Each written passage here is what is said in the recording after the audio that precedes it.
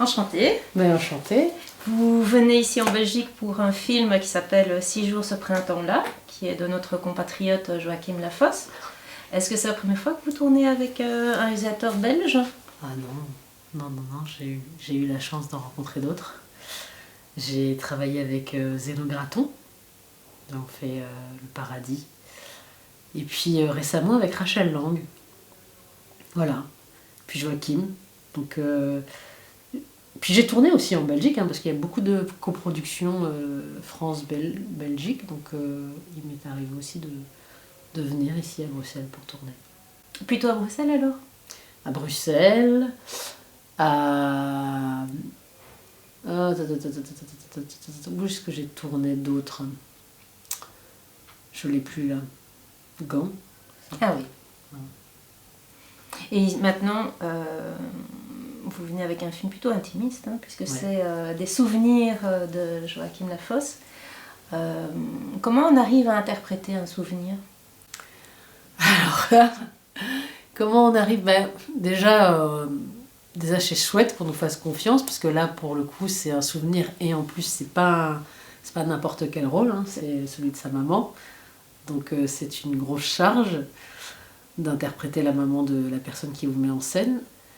Mais moi, j'en ai profité justement de ça, de cette situation. J'en ai profité pour poser beaucoup de questions, tout le temps, à Joachim. Je le questionnais sur ses souvenirs, sur ce qui lui restait, sur aussi comment il interprétait les choses, parce que ce qu'on vit quand on est enfant, quand on le raconte quand on est adulte, c'est avec et un peu des restes d'enfant et un petit peu de l'interprétation de grand.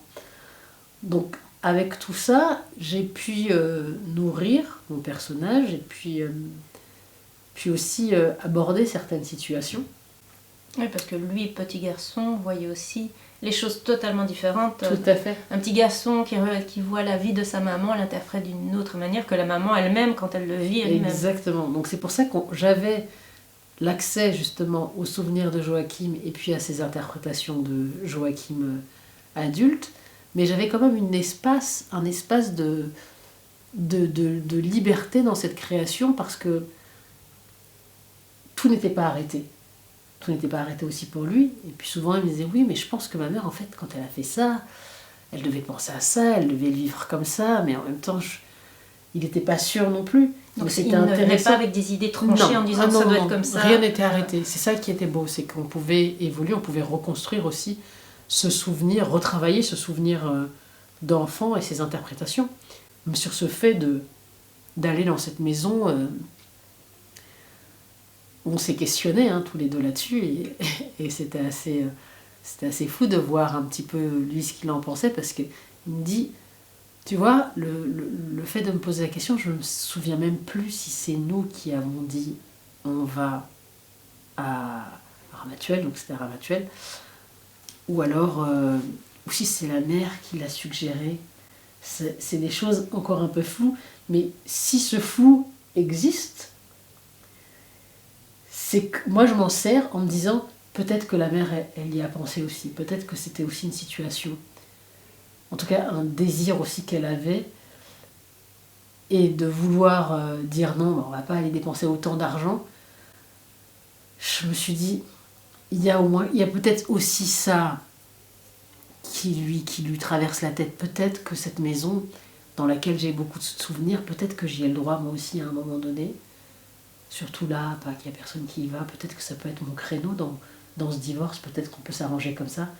Mais en même temps, elle sait que quelque part ce sera peut-être pas acté de l'autre côté, peut-être que ça sera pas, ils seront pas d'accord.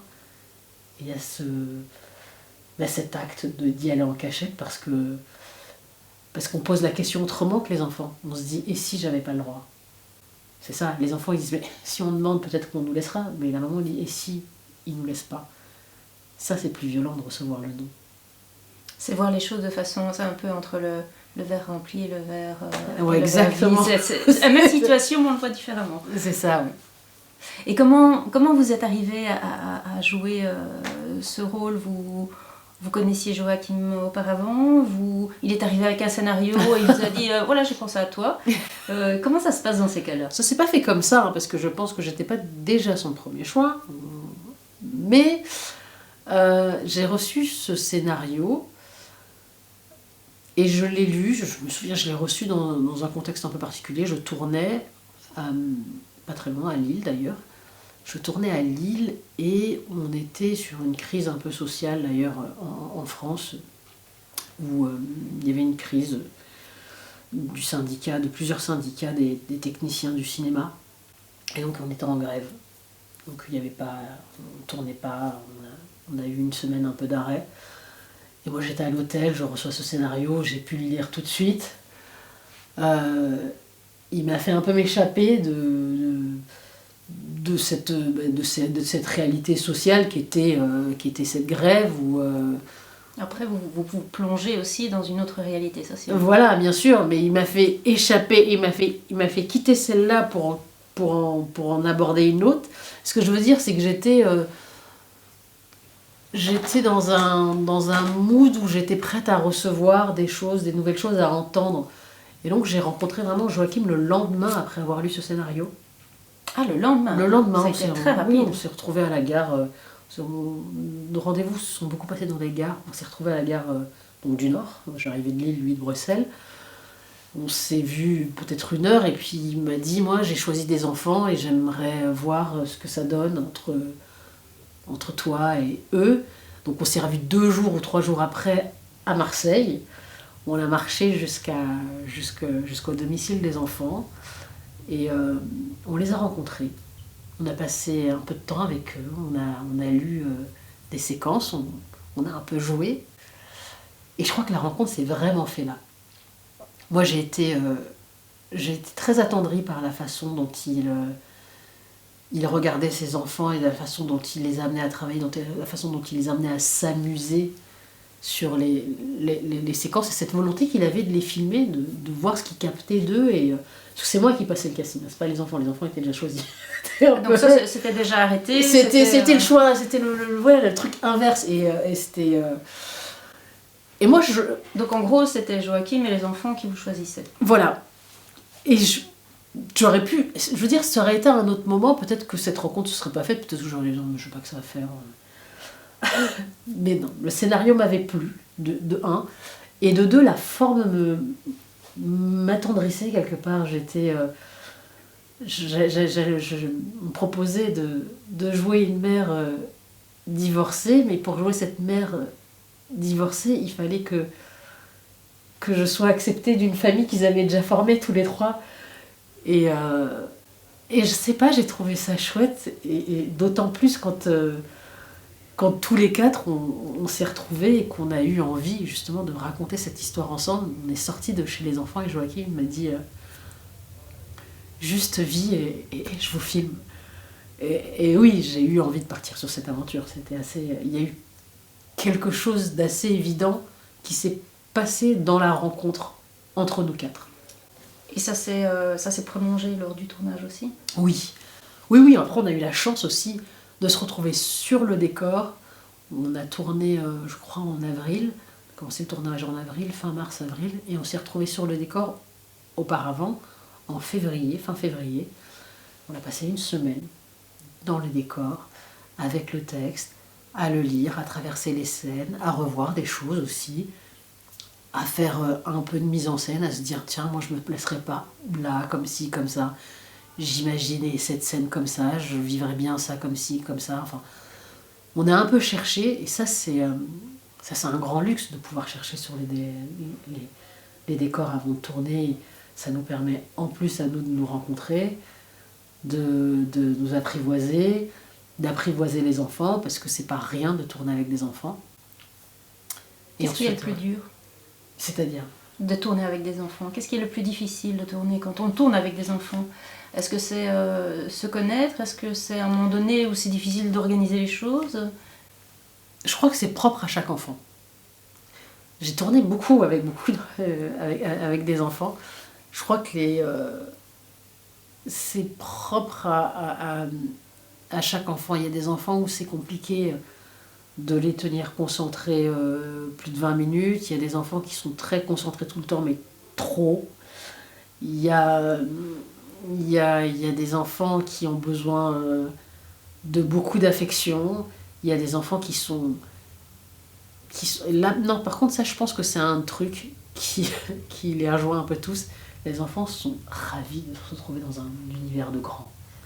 Ça, mais c'est pareil, je sais pas, pour vous, dans des repas de famille ou quoi, mais les enfants, ils sont toujours contents d'être à la table des grands. Ils se sentent un peu mis en valeur, et ça, c'est un truc qui est propre à chaque enfant, c'est vraiment de jouer le grand, d'écouter des problématiques de travail alors qu'ils y comprennent rien du tout, mais de se retrouver qu'on leur donne une petite place de grand.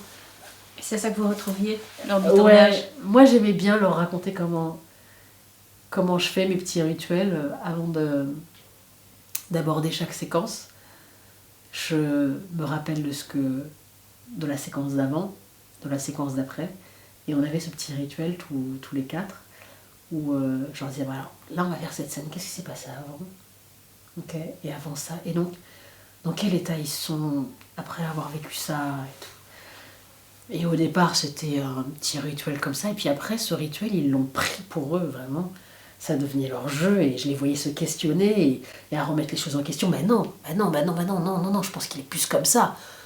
Non, parce que avant, je pensais, mais non, mais finalement. Et puis, je voyais comment la discussion pouvait se balader comme ça entre eux.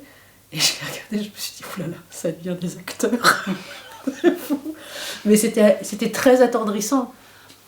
Je sais pas vous dire s'il y a quelque chose vraiment de difficile sur le fait de tourner avec des enfants, mais en tout cas, il y a une chose qui aide énormément, c'est de les prendre comme ils sont. Se dire, les enfants, on n'a pas le choix de les modeler. Une fois qu'on accepte ça, on fait avec ce qui nous emmène, et on essaye de les attirer peut-être, nous, dans notre monde, mais en tout cas, on ne peut pas les déconstruire. Vous avez l'habitude de travailler comme ça, de façon chronologique, d'aller sur les décors avant le tournage, etc. Ou c'est vraiment propre à une lenteur que peut-être vous appréciez ou qui est un peu inédite? Alors, c'est génial de pouvoir aller sur les décors et de voir tout le texte, tout le scénario. C'est vraiment, non, ça c'est vraiment une grande chance. On n'a pas l'occasion de pouvoir le faire tout le temps. C'est quelque chose qui est propre à Joachim, je crois que ça fait partie de ses méthodes de travail. Il m'a dit être plus à l'aise, plus confortable en tout cas, que d'avoir vu les décors, que plutôt d'arriver le matin, de découvrir un décor et de réfléchir à où on doit mettre la caméra. Et d'autant plus qu'on a cette problématique, quand on travaille avec des enfants, c'est qu'on ne peut pas travailler 8 heures par jour, on ne peut pas avoir 8 heures de tournage par jour. On est limité à 3-4 heures. Donc il faut savoir ce qu'on va faire un petit peu. Parce que déjà ce qu'on fait, ça change beaucoup. Alors si on ne fait pas du tout ce qu'on fait, c'est compliqué. Est-ce que pour vous c'est le film le plus intimiste que vous ayez tourné? Ou celui qui vous inspire peut-être plus aussi de votre côté, peut-être dans un passé, des choses qui vous disent... Moi, je l'ai aussi un peu vécu peut-être différemment, mais j'ai pu connaître ceci. Pas à cet endroit-là. Pas à cet endroit-là. En tout cas, c'est un des films qui m'a permis une certaine liberté que je n'avais pas eue auparavant. Et elle émane aussi de cette intimité. Ça paraît bizarre de dire liberté, mais c'est de la liberté de pouvoir jouer en ayant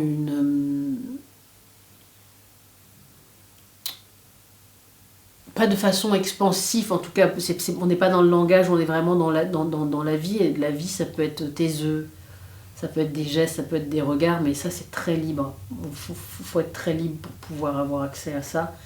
Et je pense que c'est un des films qui m'a donné accès à cette liberté, en tout cas de vivre mon intériorité de femme fraîchement séparée et de femme devant composer une autre vie avec ses enfants. Tout ça, c'est vivre cette façon, cette chose de manière aussi intimiste.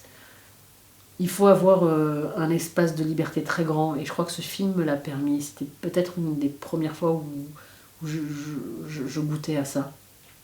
Mais je ne sais pas classer je sais pas classer, non, je pense à En thérapie, c'était pas, ça parle beaucoup en thérapie, mais c'est aussi la forme qui veut ça.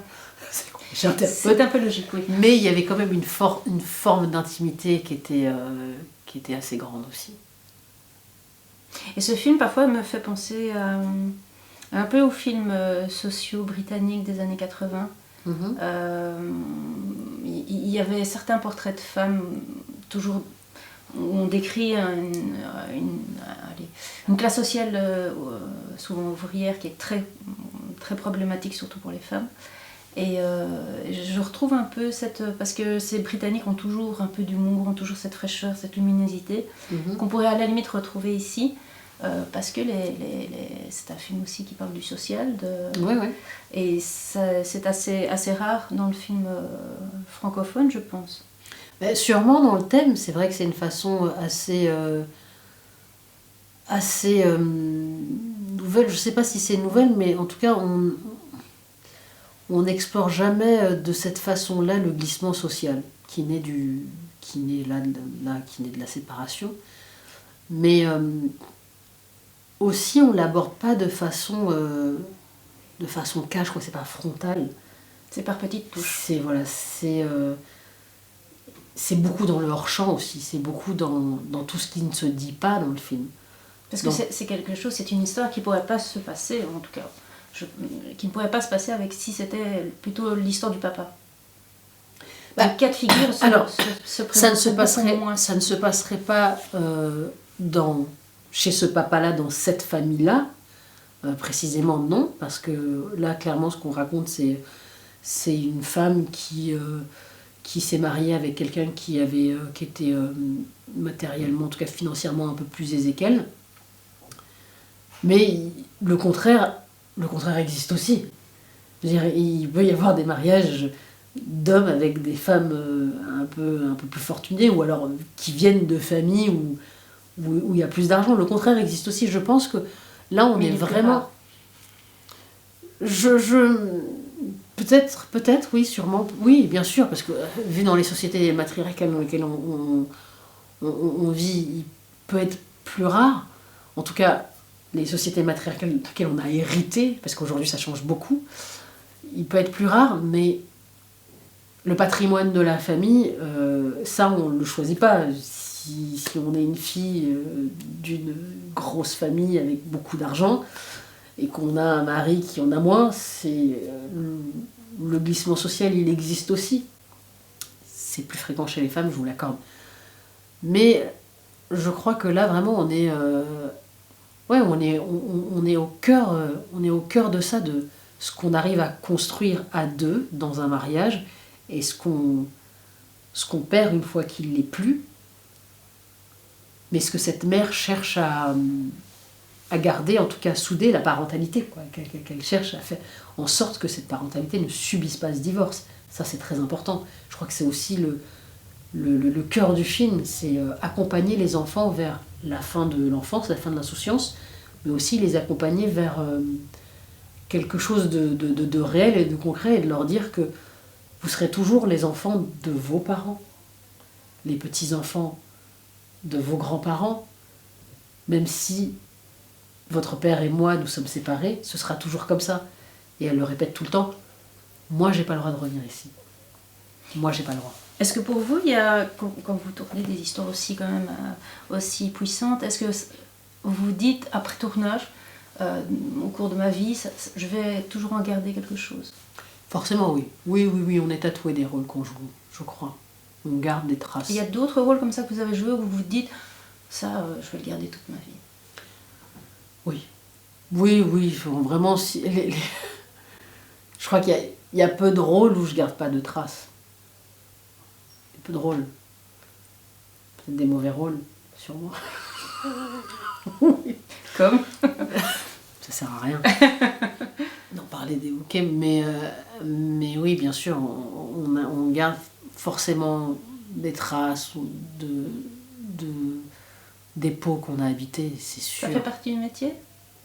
Bien sûr, mais ça fait partie du métier, comme ça fait partie des métiers des personnes qui travaillent des services à la personne, ou des gens qui travaillent avec des humains en face, qui prennent des histoires de face.